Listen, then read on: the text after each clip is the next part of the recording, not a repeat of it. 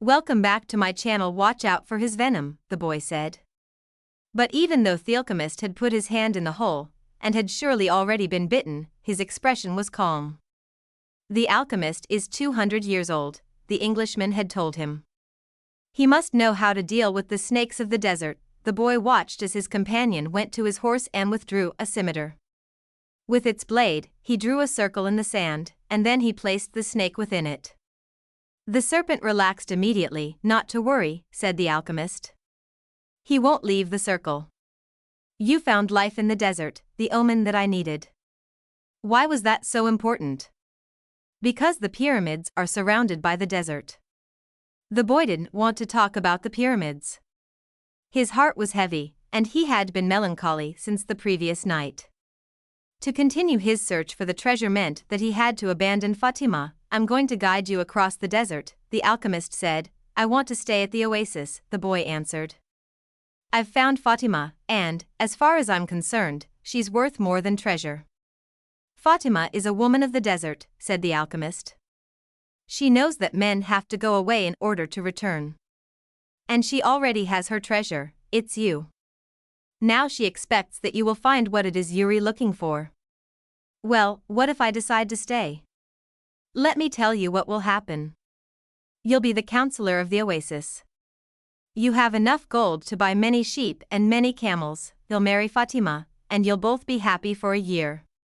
You'll learn to love the desert, and you'll get to know every one of the 50,000 palms. You'll watch them as they grow, demonstrating how the world is always changing. And you'll get better and better at understanding omens, because the desert is the best teacher. The Reese, sometime during the second year, you'll remember about the treasure. The omens will begin insistently to speak of it, and you'll try to ignore them. You'll use your knowledge for the welfare of the oasis and its inhabitants.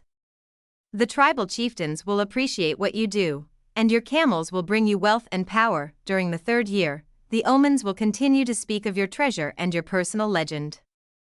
You'll walk around, night after night, at the oasis, and Fatima will be unhappy because she'll feel it was she who interrupted your quest. But you will love her, and she'll return your love.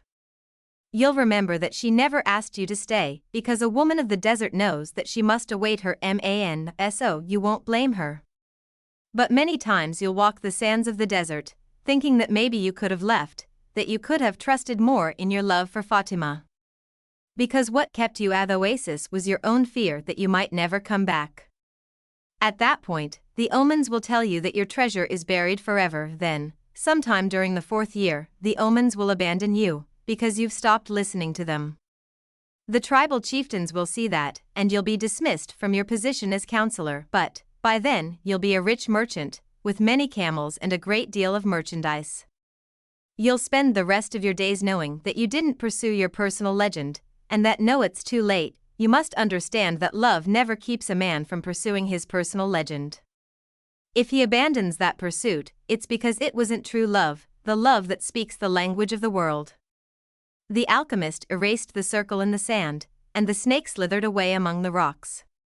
The boy remembered the crystal merchant who had always wanted to go to Mecca, and the Englishman in search of the Alchemist. He thought of the woman who had trusted in the desert. And he looked out over the desert that had brought him to the woman he loved. They mounted their horses, and this time it was the boy who followed the Alchemist back to the oasis. The wind brought the sounds of the oasis to them, and the boy tried to hear Fatima's voice. But that night, as he had watched the cobra within the circle, the strange horseman with the falcon on his shoulder had spoken of love and treasure, of the women of the desert and of his personal legend. I'm going with you, the boy said. And he immediately felt peace in his heart. We'll leave tomorrow before sunrise, was the Alchemist's only response. The boy spent a sleepless night. 2 hours before dawn, he awoke one of the boys who slept in his tent, and asked him to show him where Fatima lived. They went to her tent, and the boy gave his friend enough gold to buy a sheep. Then he asked his friend to go into the tent where Fatima was sleeping, and to awaken her and tell her that he was waiting outside. The young Arab did as he was asked, and was given enough gold to buy yet another sheep. Now leave us alone, said the boy to the young Arab. The Arab returned to his tent to sleep, proud to have helped the counselor of the oasis, and happy at having enough money to buy himself some sheep. Fatima appeared at the entrance to the tent. The two walked out among the palms. The boy knew that it was a violation of the tradition, but that didn't matter to him now. "I'm going away," he said. "And I want you to know that I'm coming back." "I love you because—" "Don't say anything," Fatima interrupted. "One is loved because one is loved. No reason is needed for loving." But the boy continued, "I had a dream, and I met with a king. I sold crystal and crossed the desert. And, because the tribes declared war, I went to the well, seeking the alchemist. So, I love you because the entire universe conspired to help me find you." The two embraced. It was the first time either had touched the other. "I'll be back," the boy said. "Before this, I always looked to the desert with longing," said Fatima. "Now it will be with hope. My father went away one day, both returned to my mother, and he has always come back since then." They said nothing else. They walked a bit farther among the palms, and then the boy left her at the entrance to her tent. "I'll return, just as your father came back to your mother," he said. He saw that Fatima's eyes were filled with tears. "You're crying?" "I'm a woman of the desert," she said, averting her face. "But above all, I'm a woman." Fatima went back to her tent, and, when daylight came, she went out to do the chores she had done for years. But everything had changed. The boy was no longer at the oasis, and the oasis would never again have the same meaning it had had only yesterday. It would no longer be a place with 50,000 palm trees and 300 wells, where the pilgrims arrived, relieved at the end of their long journeys. From that day on, the oasis would be an empty place for her. From that day on, it was the desert that would be important. She would look to it every day, and would try to guess which star the boy was following in search of his treasure.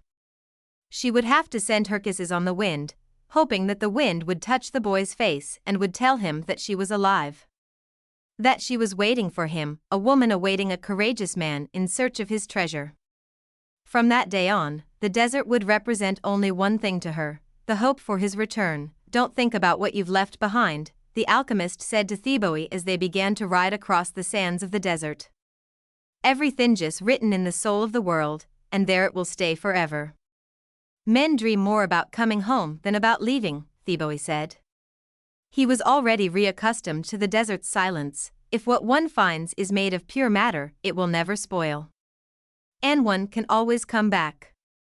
If what you had found was only a moment of light, like the explosion of a star, you would find nothing on your return." The man was speaking the language of alchemy. But the boy knew that he was referring to Fatima. It was difficult not to think about what he had left behind. The desert, with its endless monotony, put him to dreaming. The boy could still see the palm trees, the wells, and the face of the woman he loved. He could see the Englishman at his experiments, and the camel driver who was a teacher without realizing it. Maybe the alchemist has never been in love, the boy thought. The alchemist rode in front, with the falcon on his shoulder.